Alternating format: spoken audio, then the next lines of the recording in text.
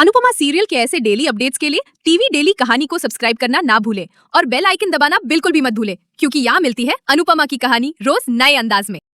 आज के एपिसोड की शुरुआत होती है एक सुखद क्षण से, जहाँ राही भगवान जी को धन्यवाद दे रही होती है। वो उनके डांस अकेडमी में आई हुई लड़कियों के एडमिशन के लिए आभार प्रकट करती है और कहती है, आप आशीर्वाद दीजिए, आज 2 आई हैं, कल 20 आए, ताकि मैं अपनी टीम के साथ प्रतियोगिता की पूरी तैयारी कर सकूं। फिर वो भावुक होकर कहती है, अगर ये सिर्फ मेरा सपना होता तो मैं आपके सामने इतनी जिद नहीं कर रही होती। ये सपना सिर्फ मेरा नहीं, प्रेम का भी है। ये पॉप्स के नाम है, पापा भी मेरी मदद कर रहे हैं, जो मेरे लिए बहुत खास है। फिर वो एक दर्द भरी आवाज में कहती है, आज तक मेरी एक ही पहचान रही है कि मैं अनुपमा की बेटी हूँ, लेकिन मैं उनसे ज्यादा बनना चाहती हूँ। फिर वो जोर देते हुए कहती है, मैं अनुपमा जोशी से ज्यादा बनना चाहती हूँ। मैं दुनिया को दिखाना चाहती हूँ कि जिन्हें लोग मेरी परछाई समझते हैं, मैं उनसे भी बढ़कर हूँ, उनसे बेहतर डांसर और उनसे बेहतर इंसान। लोग इस प्रतियोगिता में ट्रॉफी जीतने आ रहे हैं, लेकिन मैं सम्मान जीतने आ रही हूँ। सिर्फ अपनी नजरों में नहीं, अपने ससुराल में भी मेरा सम्मान तभी होगा जब मैं ये प्रतियोगिता जीतूंगी। दूसरी ओर अनुपमा अपने डांस गुरु मनोहर जी को मनाने की कोशिश कर रही होती है। वो कहती है, जंग है तो सही, लेकिन अब हम मैदान में उतर चुके हैं, अब पीछे नहीं हट सकते। पंडित जी कहते हैं, हम तो कब का ये मैदान छोड़ चुके हैं। हमने तुम्हें कितनी बार समझाया है कि अब हम ये सब नहीं कर सकते, और कल तुमने बच्चों से गलत स्टेप करवा के हमें चालाकी से वापस लाने की कोशिश की। इस पर अनुपमा हाथ जोड़कर कहती है, तो वापस लौट आइए ना पंडित जी। पंडित जी गहरी सांस लेते हुए कहते हैं, कोई मरकर जिंदा नहीं होता। हमारे अंदर का कलाकार मर चुका है। हमने बहुत मेहनत से अपनी कला को संवारा है। दुनिया की नजरों, तानों, बदनामी, न जाने क्या क्या सहा है। फिर वो अपनी बीती हुई पीड़ा बताते हैं। इस देश में जब एक लड़का घुंघरू बांधता है तो उसे कलाकार नहीं, एक मजाक समझा जाता है। नटराज की इस धरती पर नृत्य का इतना अपमान, इससे बड़ा और क्या दुख होगा। हमने बचपन से आज तक इस अपमान में ही जीवन जिया है। जब हमने बचपन में घुंघरू बांधे थे तब ना जाने कितने ताने सुने थे, ये तो लड़कियों का काम है, तू पुरुष नहीं है, क्या क्या नहीं कहा गया। बाहर वालों की बात छोड़िए, अपनों ने भी ताने मारे। ये कहते कहते उनकी आंखें भर आती हैं। फिर वो कहते हैं, चोट लगने से पर्वत भी टूट जाता है, लेकिन हम तब भी नहीं टूटे। अनुपमा उनका हौसला बढ़ाते हुए कहती है, तो अब क्यों टूट रहे हैं? जब तब नहीं टूटे, अब क्यों हार मान रहे हैं? पंडित जी जवाब देते हैं, क्योंकि इस बार चोट हमारी संतान ने दी है। जब अपनी ही लकड़ी कुल्हाड़ी बन जाए तो बूढ़ा बरगद कटकर गिरने के अलावा और क्या कर सकता है। अनुपमा सहमति जताते हुए कहती है, मैं इस पीड़ा को समझती हूँ, संतान द्वारा दिए गए इस दर्द को अच्छी तरह पहचानती हूँ, लेकिन फिर भी मैं आपको वापस लेकर रहूंगी पंडित जी, क्योंकि इसके 2 कारण हैं, एक जरूरत और दूसरी मेरी जिद। फिर वो अपनी हथेली पर लिखे खर्चे दिखाते हुए कहती है, पैसों की बहुत जरूरत है पंडित जी, बहुत ज्यादा। ये कहते हुए उसकी आंखें भर आती हैं। फिर वो भारती के बारे में बताती हैं। अगर उसके पैरों का ऑपरेशन नहीं हुआ तो उसकी पूरी जिंदगी बर्बाद हो जाएगी। वो मोहल्ले की औरतों के डांस के जुनून, जोश, लगन और उत्साह के बारे में बताती हैं, लेकिन उनके पास राह दिखाने वाला कोई गुरु नहीं है, सही मार्गदर्शन देने वाला कोई नहीं है। आपकी जरूरत है पंडित जी। पंडित जी बीच में बात काटते हुए कहते हैं, इस मुकाबले में सिर्फ जीत नहीं, हार भी हो सकती है, और इसमें सिर्फ तुम्हारी नहीं, हमारी भी हार होगी। फिर वो पंडित जी को समझाते हुए कहती है, यही मौका है दुनिया को दिखाने का कि कलाकार उम्र के साथ पुराना नहीं होता, बल्कि अधिक अनुभवी हो जाता है। पंडित जी सोच में पड़ जाते हैं।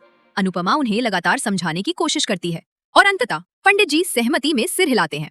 ये सुनकर अनुपमा भाव विभोर हो जाती है, उनके चरण छूती है और आभार प्रकट करती है। फिर नटराज जी के सामने हाथ जोड़कर कहती है, कृपया उनके सपनों को टूटने मत दीजिए, किसी भी तरह से ये प्रतियोगिता जितवा दीजिए, इस जीत को मेरी झोली में डाल दीजिए। वहीं दूसरी ओर प्रेरणा भी नटराज जी के सामने हाथ जोड़ते हुए कहती है, इस प्रतियोगिता की जीत को मेरी झोली में डाल दीजिए। इसी बीच रसोई में ख्याति सब्जी काट रही होती है, तभी वहाँ माही आती है।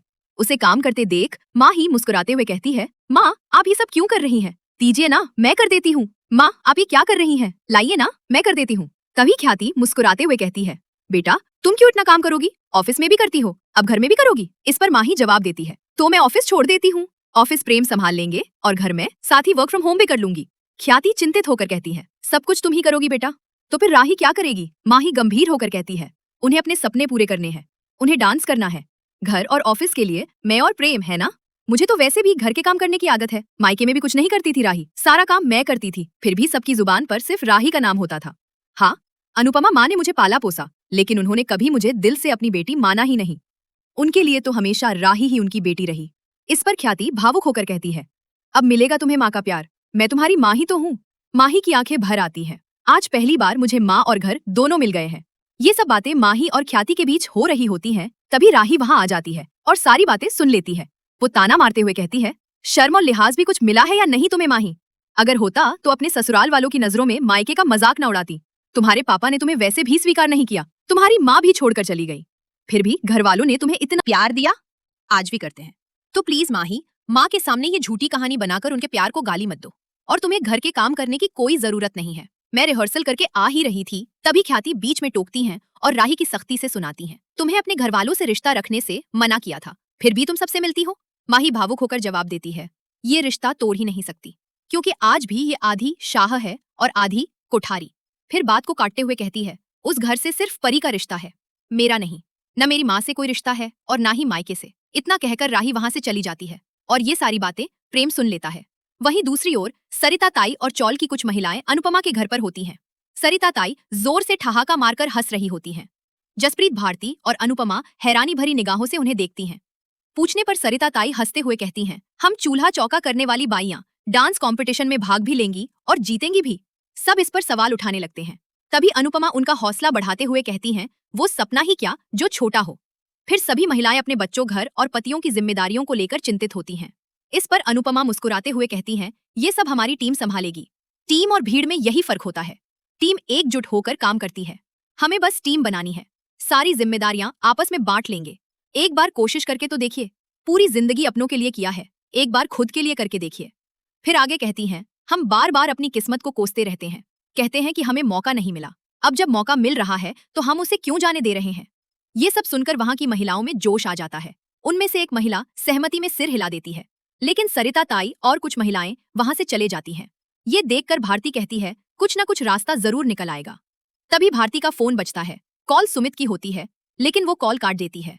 तभी दरवाजे पर आवाज आती है सुमित की। उसे देखकर सब हैरानी भरी निगाहों से उसकी ओर देखने लगते हैं। वहीं दूसरी ओर कोठारी परिवार हॉल में एकत्रित बैठा होता है।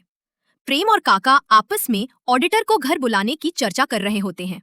तभी एकाएक सभी के चेहरे पर हैरानी छा जाती है। दरवाजे पर खड़ी होती है किंजल। मोटी बात तिरछी नजरों से देखती है और सवालिया लहजे में कहती है, शाह परिवार की बहू अब कोठारी परिवार से क्या चुराने आई है। माही भी ताना मारते हुए बोल पड़ती है, पैसे चुराने आई हो या फिर अपनी सास की तरह यहाँ की खुशियां चुराने का कोई प्लान है तुम्हारा। इस पर किंजल आत्मविश्वास से जवाब देती है, मैं यहाँ ऑडिट ड्यूटी पर हूँ। बड़बड़ाते हुए बात सवाल पूछती है, ऑडिट? और तुम? किंजल शांत और प्रोफेशनल अंदाज में जवाब देती है, आपके ऑफिस की जो कंपनी ऑडिट करती है, मैं उसी कंपनी में काम करती हूँ। ये सुनकर बा प्रेम की ओर देखकर पूछती है, सच कह रही है ये? प्रेम सिर हिलाकर सहमति जताता है। किंजल आगे बढ़ती है और सीधे प्राक से कहती है, मिस्टर प्राक कोठारी, मुझे खेद है, लेकिन पिछले 2 वर्षों से आपकी कंपनी के खातों में कई गंभीर समस्याएं हैं। बा बीच में टोकने की कोशिश करती हैं, लेकिन इससे पहले ही प्रार्थना बोल पड़ती है, मैं यहाँ आपकी कोई रिश्तेदार या दुश्मन बनकर नहीं आई हूँ। मैं यहाँ एक प्रोफेशनल बनकर आई हूँ, इसलिए आप मुझे कुछ मत कहिए और मैं भी आपको कुछ नहीं कहूंगी। फिर किंजल गौतम की ओर मुखातिब होकर कहती है, सोर्सिंग और प्रोक्योरमेंट डिपार्टमेंट आपका था ना, तो ये हार्ड कॉपी लीजिए और इसे बहुत गंभीरता से लीजिए प्लीज। इसके बाद किंजल सभी से स्पष्ट शब्दों में कहती है, जो बेईमानी मुझे 2 नजर में दिख गई वो आप लोगों को 2 साल में क्यों नहीं दिखी। इतना कहकर किंजल वहां से निकल जाती है। गौतम के चेहरे पर चिंता की रेखाएं खिंच जाती हैं। वह बड़बड़ाते हुए कहता है, नया ऑडिटर क्यों? प्रेम गंभीर स्वर में कहता है, जरूरी था।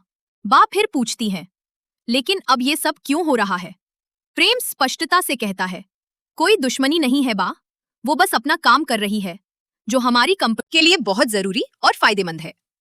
फिर वह प्राग से मुखातिब होता है, पापा आप देख लीजिए, मामला बहुत गंभीर है। प्राग गहरी सांस लेकर कहता है, गलती मेरी है, अब समय आ गया है कमर कसने का। लेकिन वही दूसरी ओर गौतम मन ही मन कुछ और सोच रहा होता है। किसी को भी मेरे किए हुए के बारे में पता नहीं चल सकता, उससे पहले मुझे ही कुछ करना होगा। वही दूसरी ओर अनुपमा और जसप्रीत शिकायत भरी नजरों से सुमित की ओर देख रही होती है, जबकि भारती उसे देखकर हल्की सी मुस्कान बिखेर रही होती है।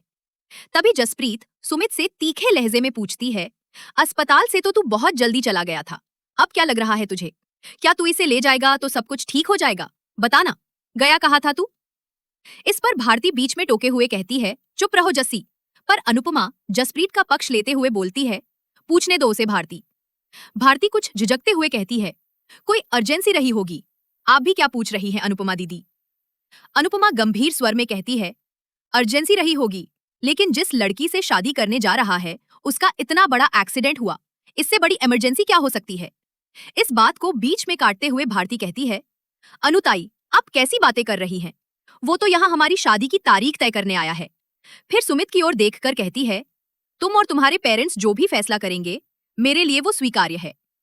लेकिन तभी भारती की बात अधूरी छोड़ते हुए सुमित बोल पड़ता है, मैं तुमसे शादी नहीं कर सकता। ये सुनकर सबके चेहरे पर हवाइयां उड़ जाती हैं। भारती स्तब्ध रह जाती है। सुमित आगे कहता है, मैं तुम्हारे डॉक्टर से बात करके आया हूँ। उन्होंने बताया कि तुम इतनी जल्दी ठीक नहीं हो पाओगी। मेरे माता पिता अब बूढ़े हो चले हैं और वे ज्यादा इंतजार नहीं कर सकते।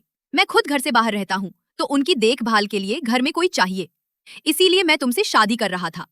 फिर वह बेहिचक कहता है, अब जब तुम्हारी हालत खुद ही ऐसी है तो तुम दूसरों की देखभाल कैसे करोगी? बुरा मत मानना भारती, पर पता नहीं तुम फिर चल पाओगी या नहीं। पूरी जिंदगी शायद विकलांग रहो। ये सुनते ही भारती की आंखें आंसुओं से भर जाती हैं। अनुपमा और जसप्रीत क्रोध से भरी निगाहों से सुमित की ओर देखती हैं। तभी भारती टूटे स्वर में कहती है, एक्सीडेंट में टूटी थी, अब पूरी तरह बिखर गई हूँ।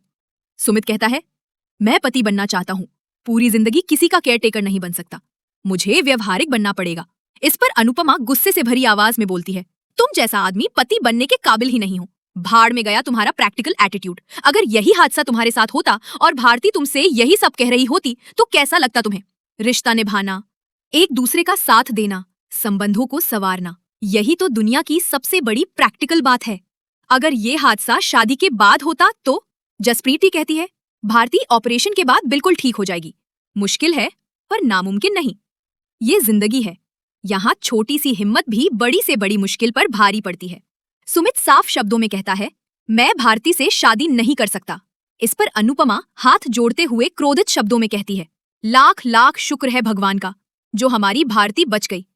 तुम्हें तो बस अपने माँ बाप की देखभाल के लिए एक नौकरानी चाहिए थी, पत्नी नहीं। पत्नी तो वैसे भी शादी के बाद सास ससुर पति सभी का ख्याल रखती है और बदले में सिर्फ अपने पति का साथ चाहती है। तुम्हें तो बस सुविधा चाहिए थी। बेशरम, खड़े खड़े मुंह क्या देख रहे हो, निकलो यहाँ से। फिर भारती दृढ़ होकर कहती है, सही ही हुआ मेरे साथ। शादी से पहले ही पता चल गया कि तू हाथ पकड़ने वालों में नहीं, हाथ छोड़ने वालों में से है। मेरी नजरों से उतर गया तू। जा यहां से, जोर से चिल्लाकर, गेट आउट। अनुपमा भी उसे जाने के लिए कहती है और सुमित वहां से निकल जाता है। भारती अंदर तक टूट चुकी होती है। वो फूट फूट कर रोने लगती है। अनुपमा और जस्सी उसे संभालने की कोशिश करती हैं। अनुपमा कहती है, रोते वही हैं जो उठकर संभल नहीं सकते, लेकिन हमें तो मजबूत बनना है। फिर सब मिलकर कहते हैं, भारती रॉक्स। और यहीं पर आज का एपिसोड समाप्त होता है। अनुपमा सीरियल के ऐसे डेली अपडेट्स के लिए टीवी डेली कहानी को सब्सक्राइब करना ना भूलें और बेल आइकन दबाना बिल्कुल भी मत भूलें, क्योंकि यहाँ मिलती है अनुपमा की कहानी रोज नए अंदाज में।